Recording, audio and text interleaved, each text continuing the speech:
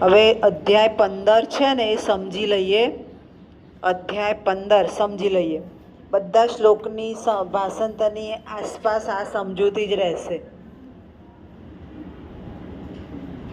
રાણી સુદેશના જાણે છે કે કીચક દ્રૌપદીને છેડતી કરે છે, લંપટાય છે, પણ એનો ભાઈ છે એટલે જાણી જોઈને દ્રૌપદીને મદિરા લેવા માટે મોકલે છે પોતાના મહેલમાં. સુદેશનાના મહેલમાં જ મોકલે છે કે મારા મહેલમાંથી મદિરા લઈ આવો. અને ત્યાં કોણ હાજર છે? એનો ભાઈ. એટલે અહીંયા રાજવ્યવસ્થા જોવા મળે છે. રાજવ્યવસ્થા સાથે સામાજિક જીવન પણ જોવા મળે છે કે રાજ દરબારમાં સ્ત્રીઓ જ્યાં રહે, રાજકુમારી કે રાજરાણી, ત્યાં કોઈને પ્રવેશ હોય નહીં.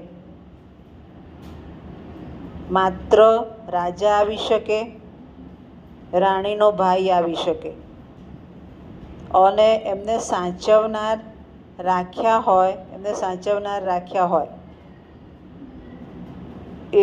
એ વ્યંઢળ હોય એ આવી શકે, અને બીજા કોઈને પ્રવેશ હોય નહીં.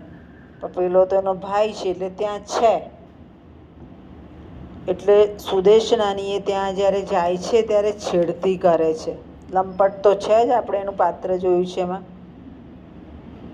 દ્રૌપદીનું વ્યક્તિત્વ આપણે જાણીએ છીએ, તેજસ્વી અને દાહક છે. દર વખતે એનો સ્વભાવ જ નડે છે ઝઘડામાં. એ ઝઘડાના સ્વરૂપે બોલે છે. એ સીધી સભામાં આવે છે, જ્યાં વિરાટ રાજાની સભા છે ત્યાં. વિરાટ રાજાની સભામાં આવીને પાછળ પેલો આવે છે, કારણ કે ખબર જ હોય કે હવે ફરિયાદ કરશે.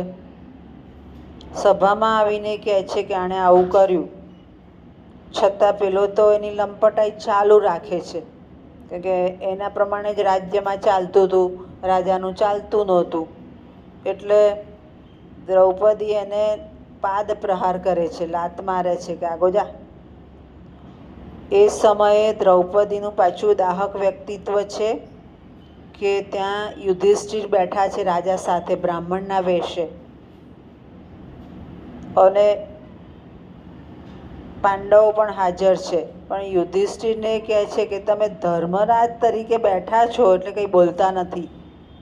ખરેખર તો કોઈ સ્ત્રી આવે ને આવી બધી પરિસ્થિતિ થાય તો સામેવાળા માણસે બોલવું જોઈએ. રાજા પણ બોલી શકતા નથી ને યુધિષ્ઠિર પણ બોલી શકતા નથી. રાજા નથી બોલી શકતા એનું કારણ એ છે કે પેલો સેનાપતિ છે, રાણીનો ભાઈ છે, લંપટ છે, એનું જ ચાલે છે. યુધિષ્ઠિર બોલી નથી શકતા એનું કારણ પણ એ છે કે લોકો અજ્ઞાતવાસે છે, બોલી જાય તો છતાં થઈ જાય. પણ તોય દ્રૌપદીનું દાહક વ્યક્તિત્વ કહી જ દે છે કે તમારા બંનેની ફરજમાં આવે છે પણ તમે બોલતા નથી.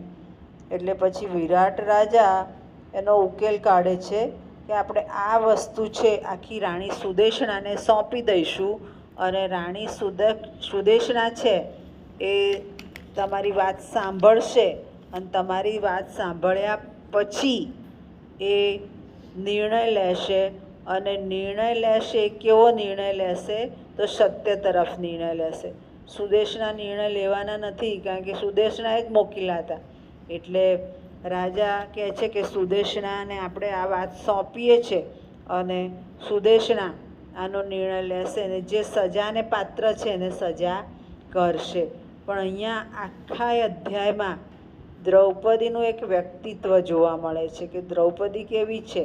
બાહોશ છે. બાહોશ છે, સાથે સાથે થોડી દાહક છે. દાહક એટલે દજાડે છે.